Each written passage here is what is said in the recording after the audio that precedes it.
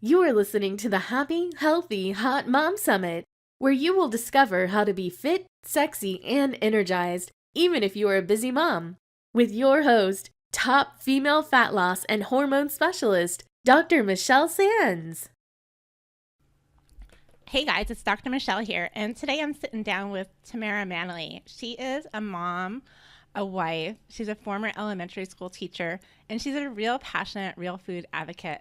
She is educated and holds a master's degree in education. She's a healing food specialist. She's a certified health coach, so she knows her stuff. But I really like about Tamara is that she is not afraid to get down and dirty, get in the kitchen, and make things happen. And she does something that a lot of us kind of shy away from. I know I do, and that is she is the master at making fermented foods. Now, fermented foods are things like sauerkraut, kimchi, foods that have that really good, healthy probiotic bacteria that's going to really help your gut. However, the way you make them is to let the foods sit out and accumulate that bacteria. So that's why it's a little bit scary. But Tamara has down to science and she's making it really simple. So I love the way she is just kind of down to earth and makes things not more than what they are. So she's going to give us the down and dirty tips on how to grow bacteria on your countertops to make fermented vegetables. So listen in. Hi, welcome back to the Happy, Healthy, Hot Mom Summit. I'm your host, Dr. Michelle Sands, and today we have Tamara Mannelly, and she is going to talk about fermented foods. So Tamara, thank you so much for being here today. I'm so excited to learn about fermented foods myself, and I know a lot of moms out there have heard about them, and maybe they've dabbled in them, but it's so good to learn from someone who's actually mastered the art. Thanks for having me. Oh, you're so welcome. So I'd like to just get a little background on you. Have you always been into healthy cooking and like always ate perfectly and then into fitness, or where did you start? Right. No, I wasn't. I wouldn't have considered myself a junk food eater or anything like that. But definitely growing up in the late 80s, early 90s, a lot of fat-free, and all that kind of stuff. But I was still conscious of my health. It's just looking back may have made the wrong decisions. But given what we knew then, I thought I was being healthy. But I think we all fit in that boat. I think we all did, especially like if you were a fitness professional. Like I was a personal trainer and a nutritionist back then. Mm-hmm. Oh my God, if I would just, when I ate, if I would, like now if I ate that stuff, like I'd just be like, going but it's totally changed. But we just do our best that we can, right? Exactly. So you do with what you know at the time is right, and you make changes. So the important thing is not being dogmatic about it, like being open to it. Awesome. Yeah, so definitely was always concerned about health, even if I was doing some of the wrong things. Never in a million years would have thought, even 10, 15 years ago, that I'd be making fermented foods. Like that would have been weird to me. Maybe organic milk or organic veggies or something would be one thing, but fermentation was definitely something that was slower to come along. But like anything, when you keep learning, you learn more. You can't unlearn what you learn, and you just sort of, it's a spiral. And now we ferment everything, and I love it. Yeah. That's so cool. Yeah, and I'm one of those people that I haven't gotten there yet. So I'm a naturopathic doctor, so I've learned all the stuff that I feel like I've learned everything I can learn. I'm still learning every day, but like I've done all the organic, I make my own food, I do all that stuff. But the fermented thing scares me, and so I know it probably scares other moms out there too. Yeah. So let's talk a little bit about what fermentation is and what happens in the process, and then why it's good for you. Sure. Fermentation is basically an ancient preservation technique of how like traditional societies would have preserved their food. And now we have refrigerators and freezers and canning and all that stuff. But even in many cultures, historically, fermented foods were also very sacred, like used for pregnant women or men going off to war, or just say a sacred, healthy food. And so even though they didn't have all the science we have now about the gut bacteria and the importance of eating probiotic food, now we're able to see why this stuff is so good for us. And so we don't necessarily need it now as a preservation technique, because most of us do have refrigerators and freezers. But it's just a great way of preserving your food and making your vegetables and fruit, for most part, more nutrient dense and full of probiotics, just chock full of probiotics. Yeah, so I think a lot of people understand that fermented foods, well, they may not know this, but I think more people understand the probiotic content, but I think that a lot of people don't realize it actually does increase the nutrient value of the food. Yeah. Yeah, it's really crazy. So the bacteria, the lactobacillus bacteria that exist everywhere. So if you have a jar of carrots, for example, the bacteria eat the sugars and starches in the carrots in this example and release more, reproduce more good bacteria for you, and also at the same time produce more vitamins, particularly B vitamins and vitamin K2. So it's kind of crazy that the jar of carrots can actually have a different nutrient profile, more nutrients than it did going into the jar. That's really interesting. Yeah. And it's really interesting that you noted that in ancient times, these foods were given to pregnant women and men going out to war, both times when you need to be even stronger than you normally are. So Right. they always, it's so funny how like now we have the science to back it up, but it seems like people just understood that about food because they were kind of in tune to their bodies. Right. Exactly. So what are some things that you can ferment? Like what kinds of foods can you use this process for? You can really ferment anything.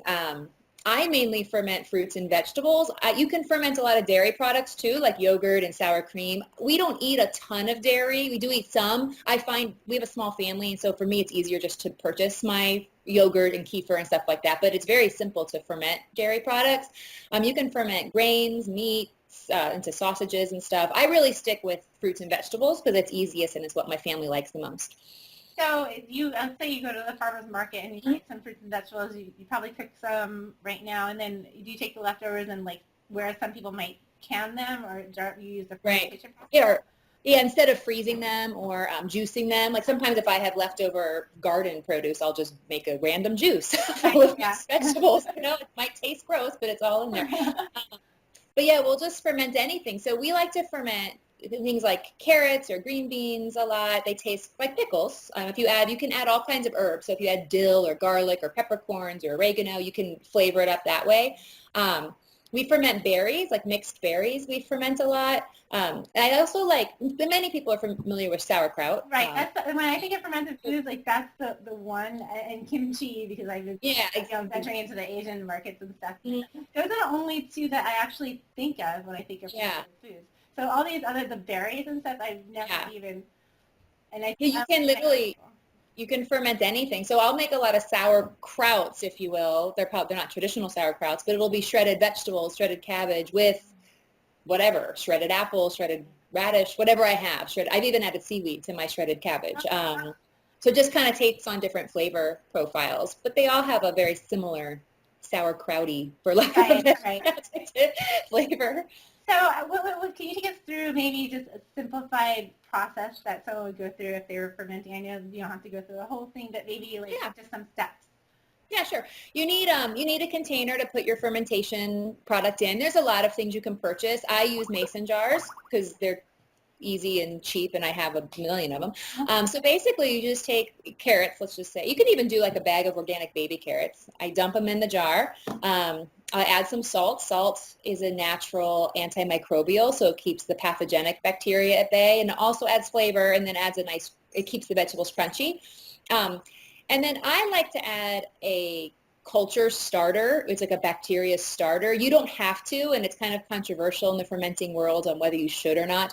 I like to. Basically, it's only adding a little bit of bacteria. It just kind of jumpstarts the process, and I want to make sure it's a success. And they sell culture starters for making fermented vegetables. You can also use the liquid, the top of your yogurt when there's a little liquid? Right. That's liquid whey. So you can literally just strain the yogurt and use the liquid. That has the lactobacillus bacteria.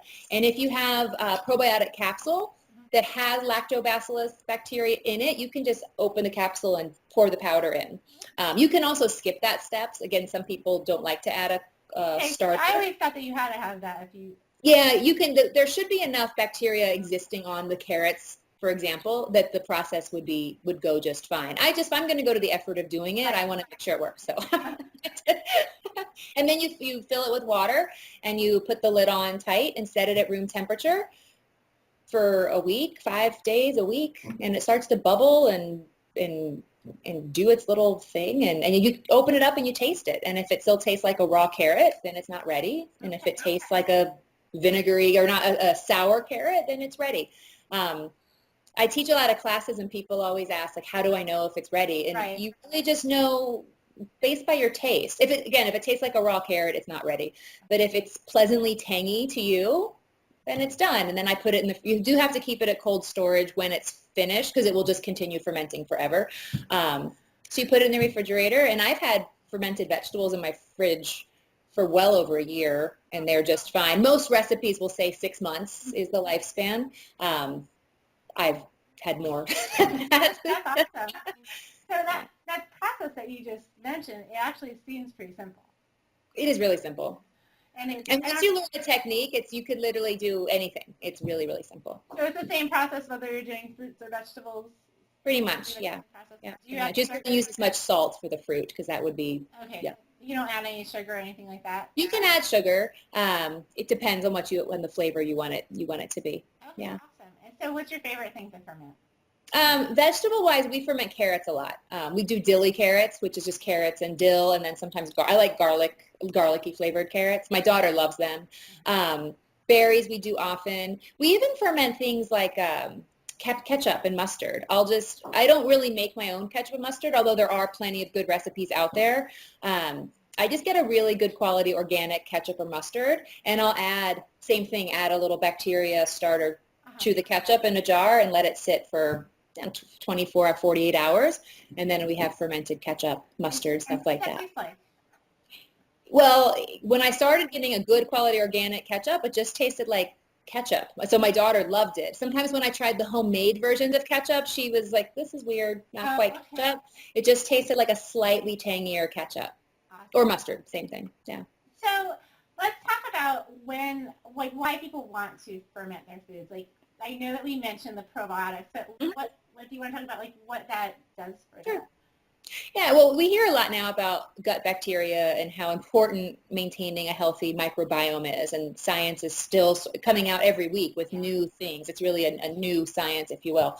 But fermented foods are chock full of probiotics. A quarter cup serving can have trillions of units of bacteria, and if you're familiar with taking a probiotic capsule, they depend, but many times a few billion. Right. So fermented food is a potent dose. They're also easier to digest. So people who have trouble digesting raw vegetables, because the vegetables are basically pre-digested by the bacteria, they're easier on our own stomachs. The bacteria produce lactic acid as they go through this process. So the acidity of the fermented foods keep your gut at a healthy pH level. That also encourages the bacteria that's already in your gut to proliferate and grow. Also helpful for sugar cravings. And I've read two different things about that. One being that just keeping your gut healthy keeps that, we have yeast and everything in our digestive tract, and yeast crave sugar. So if you keep that all healthy, the yeast aren't going to be craving as much sugar. But also, if you've had fermented foods, they're definitely a sour or a briny, not bitter, but they're definitely a unique flavor profile that I don't think many Americans are used to. We're used to everything being so sweet. Mm-hmm. And as you introduce more fermented foods into your diet, your taste buds change. Mm-hmm. And all of a sudden, over time, really sweet things taste too sweet, at least in our experience and things that I've read. So yeah, that makes a lot of sense. Yeah. Yeah, so that does make a lot of sense for both reasons, because I know that it's true that when you do change the bacteria in your gut, mm-hmm. you change the cravings. They don't mm-hmm. let you get it balanced. So, I mean, it's such a huge thing, and there's so many different conditions right now, the chronic conditions that people are experiencing, that the root of them happens to be the gut bacteria imbalance. Yeah. So, taking probiotics can be, expensive, or it's just another thing that you need to remember to do in the morning. So, if you incorporate the fermented foods into your life, it just seems like it'd be, just already there for you, just part of your life. So I really love that. And you really made it sound very easy, so now I feel like I'm going to try it. It is easy, and I do think it does go against everything we've been taught to leave something on your counter for a week and let bacteria grow and eat it. I mean, that just seems wrong. But it's good. And I do think it's good we're in this time now, too, because we're starting to see more and more fermented foods at stores, too. So while that's definitely not a cost-effective way of buying fermented foods, it's still available. So, if you're traveling or if you're not wanting to make it quite yet, you can still purchase them at a variety of grocery stores. That's awesome. So you Yeah. have actually a little free gift for the viewers who are watching to I help do. them get started, correct? Yes, I do. It's a quick start guide, so it will explain all those steps I just talked about in very simple terms, as well as 4 really simple recipes. And really, once you learn a technique of fermenting, I think that's my dog. Sorry, Oh, my that's dog okay.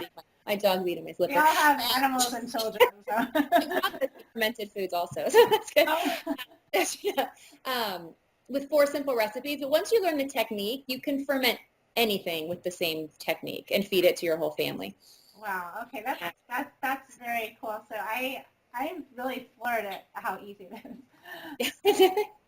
So we can find you at your website. Right. So it's olardy.com. Olardy.com, OHLARDY.com. Awesome. So you have a lot of recipes on there and just a lot of other real food ideas for families. We do. We focus on a lot of traditional foods like bone broth and fermented foods and sprouted grains and that type of thing. But we have a lot of fermented food recipes on there. Awesome. Well, this has really been enlightening for me, and I know many other people are going to start fermenting foods probably this winter. So I'm super excited. Thank you so much for being here today.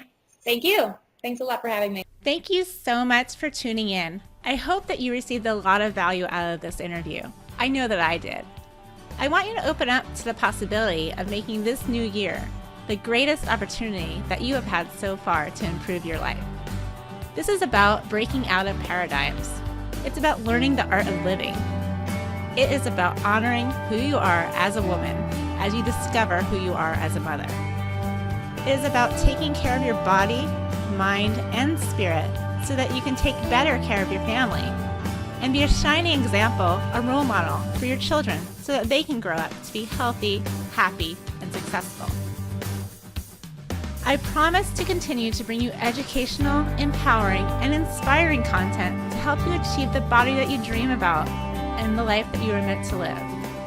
Stay tuned for more value-packed interviews and be sure to check out all the resources on my website, metabolicmama.com. Until next time, wishing you a happy, healthy, hot day. Take care, mamas.